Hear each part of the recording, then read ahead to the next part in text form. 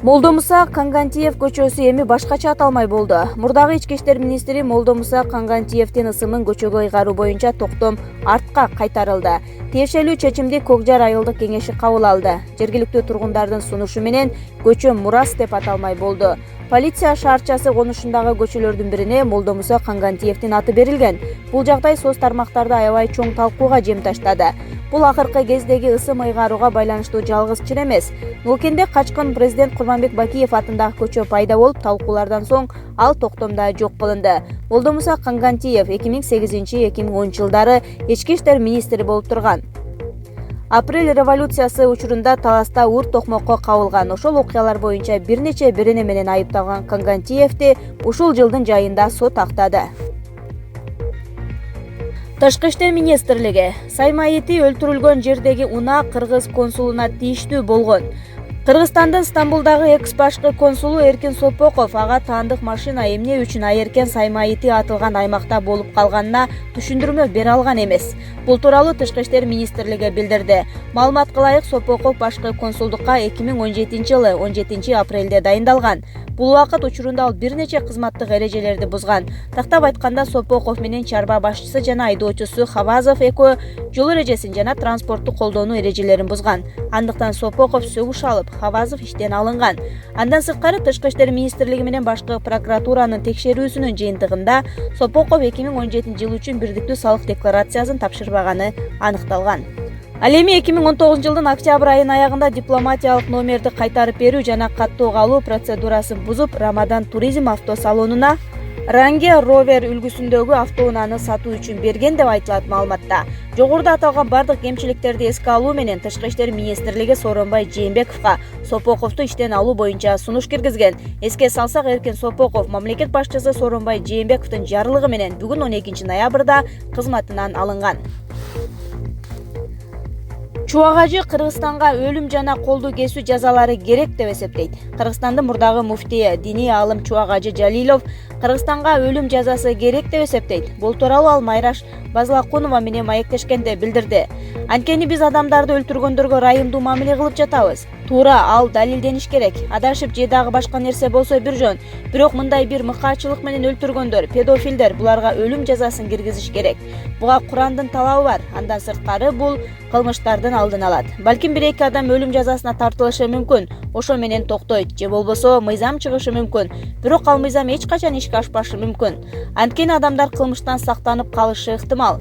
Кол кесүүнү колдойт элем. Кытайдагыдай ууруларды, коррупционерлердин колдорун кесип койсо өздөрү эле колдорунан уялып калмакта. Аябай жакшы болмок. Аларды сөзсүз түрдө колдойт элем. Анткени катуу мыйзам болмоюнча оңдолбойт экенбиз. Баарын эле колу кесилип кетпейт дейт Чубагажы. Ал ушундай жазаларды киргизүү үчүн жаңы мыйзам ойлоп табуунун кереги жок. Чет өлкөлөрдө, мисалы Кытай, Түндүк Корея, АКШнын айрым штаттарында практикаланып келе жаткан мыйзамдарды алып келсе болот деп эсептейт.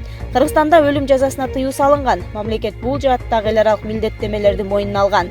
Жогорку кеңештин депутаттары буга чейин педофилдерге өлүм жазасын киргизүү боюнча мыйзам долбоорлорун сунуштаган, бирок өткөн эмес. 2017 жылы өлкөдө 60 бала, былтыр 94 бала сексуалдык зомбулукка кабылган. Кыргызстанда 110 км/саат ылдамдыкта жүрүүгө уруксат берилди. Коопсуз кыймыл камсыздалган эл аралык жана республикалык маанидеги жолдордо автоунааларга саатына 110 чакырым ылдамдыкта жүрүүгө уруксат берилди. Тиешелүү өзгөртүүлөр каралган токтомго өкмөт башчы 31 октябрда кол койду. Жогорку ылдамдыкка уруксат берүү аркылуу эл аралык маанидеги жолдордон машиналарды өткөрүү мүмкүнчүлүктөрүн арттыруу каралган. Анын үстүнө катуу ылдамдыкта коопсуз жүрө алчу автоунаалардын саны өсүүдө деш ийимден. Токтомдо кайсы трассаларда, кайсы тилкелерде жогорку ылдамдыкта жүрүүгө уруксат берилгени так көрсөтүлгөн эмес. Муну жол коопсуздук кыймылы, ички иштер министрлиги, жол министрлиги чогуу аныктайт. Эске салсак, Кыргызстанда эл аралык маанидеги 20дан ашык жолдор бар. Назарбаев Путин менен Зеленскийге ортомчу болгусу келет. Казакстандын мурдагы президенти Нурсултан Назарбаев Украинанын чыгышындагы жаңжалды жөнгө салуу үчүн Владимир Путин менен Владимир Зеленскийге Нурсултан шаарында жолугушууну сунуштады. Ал 12 ноябрда Астана клуб саясий форумунун жыйынында сүйлөп жатып, буга чейин орус жана украин президенттери менен жолукканын, аларга жеке жолугушуу зарыл деп эсептээрин кошумчалады. Назарбаев Зеленский бул сунушка макул экенин, эми Путиндин жообун күтүп жатканын да айтты. Орусия 2014-жылы Украинанын Крым жарым аралын аннексиялап алып, өлкө чыгышындагы жикчилдерге колдоо көрсөтүп келет. Кремль жаңжалга тиешеси жок экенин айтууда. 5 жылдан бери өкмөттүк күчтөр менен орусиячыл жикчилдердин ортосундагы куралдуу кагылыштарда 13 миңден ашуун адам өлдү. Казакстан буга чейин ар тараптуу сүйлөшүүлөргө аянтча түзүп келген. 2017-жылы Нур-Султанда Сириядагы согушту жайгаруу боюнча жолугушуулар өткөн.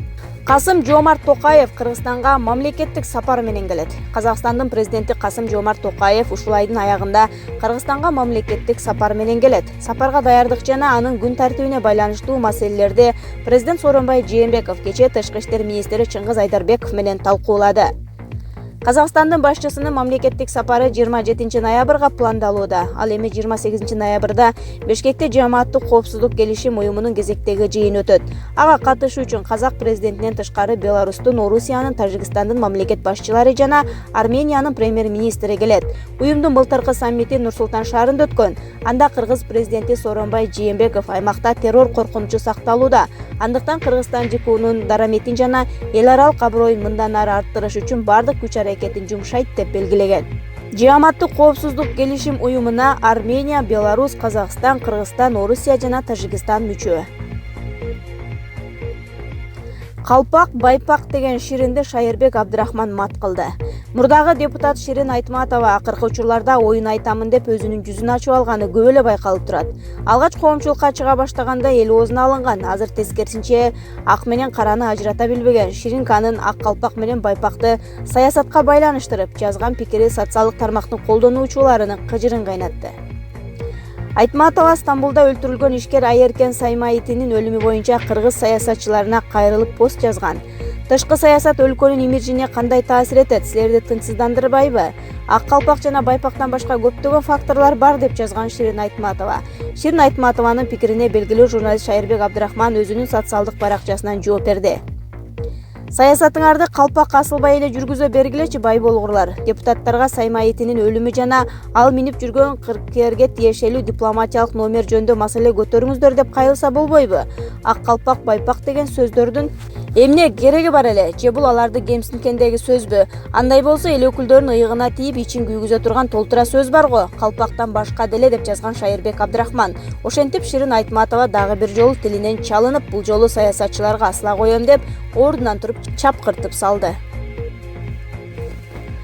Боливиядагы төңкөрүш. Президент Морелос Мексикадан башпаанеге алып учуп кетти. Мексиканын тышкы иштер министри Марсело Эбрард Боливиянын отставкага кеткен президенти Эво Моралес өкмөттүн учагы менен аларга келе жатканын Твиттер баракчасына жазды.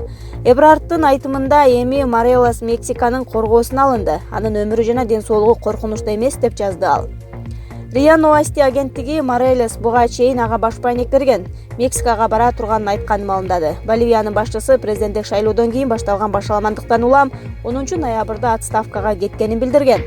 Андан сырткары өлкөнүн жогорку кызматтагы жетекчилери толугу менен кызматтан кеткен. Эми бийлик Сенаттын оппозициядагы вице-спикери Жанин Аньеске өтөт. Криштиану Роналду футболдон 2 жылга четтетилет. Португалиялык футболчу Ювентус клубунун чабуучусу Криштиану Роналдунун Милан менен беттешүүдө машыктыруучуга кол бербей, оюн бүтө электе кетип калышы чугайланды. Чемпионат сайтынын маалыматына караганда, кээ бир эксперттер муну менен атактуу футболчу 2 жылга четтетилиши мүмкүн экендигин айтып чыгышты. Анын себеби допингге каршы эреже болууда. Маалыматка ылайык, Роналду А сериясынын 12-турунда аны алмаштырып койгондугуна абдан нааразы болгон. Буга жинденген футболчу башкы машыктыруучусу Маурицио Сарриге кол бербей кетип калган. Роналду запастагы футболчулар отурчу жерге барбай, беттешүү бүтө электе оюн талаасын таштаган. Ювентус клубу жана башкы машыктыруучусу Маурицио Сарри футболчуну кечирүүгө даяр, бирок А сериясынын жетекчилиги тартипти бузгандыгы үчүн жаза берүүсү күтүлүүдө. Себеби футболчуларды допингге каршы уюмдун кызматкерлери текшерүүгө алмак. Текшерүү алардын тандоосуна жараша каалаган футболчусун чакырууга мүмкүн эле. Ошондуктан бир да футболчусу оюн талаасын таштабоого тийиш болчу. Дагы бир чиновник Атамбаевга каршы көрсөтмө берди. Свердлов райондук сотунда Бишкек ТЭЦ-ын модернизациялоо иши боюнча соттук отурумда электр станциялары ишканасынын мурдагы башчысы Салайдын Авазов суралды. Андан экс-энергетика министри Осмонбек Артыкбаев Твея компаниясы менен түзүлгөн келишимдин жагдайын түшүндүрүп берүүсүн суранды. Анда Авазов ага бардык инвестициялык долбоорлор президенттин аппараты тарабынан көзөмөлдөнүп тургандыгын айтып, бардык маселелер аппарат менен макулдашылчу деп билдирди. Андан сырткары ал келишимге кол коюп жатканда болгону президенттин тапшырмасын аткарып жаткандыгын айтып, келишимге кол коюуну Шанхай кызматташтык уюмунун саммитине чейин бүтүрүү керек болчу деп кошумчалады. Ошондуктан өз учурунда ал дагы өзүнүн кызматкерлеринен ишти тездетүүнү талап кылып жүргөндүгүн билдирди. Белгилей кетсек, Бишкек ТЭЦ-ын модернизациялоо боюнча электр станциялар ишканасы Твея компаниясы менен келишимге 2013-жылы кол койгон. Ошентип сотто Салайдын Авазов мурдагы президент Алмазбек Атамбаевга каршы көрсөтмө берди.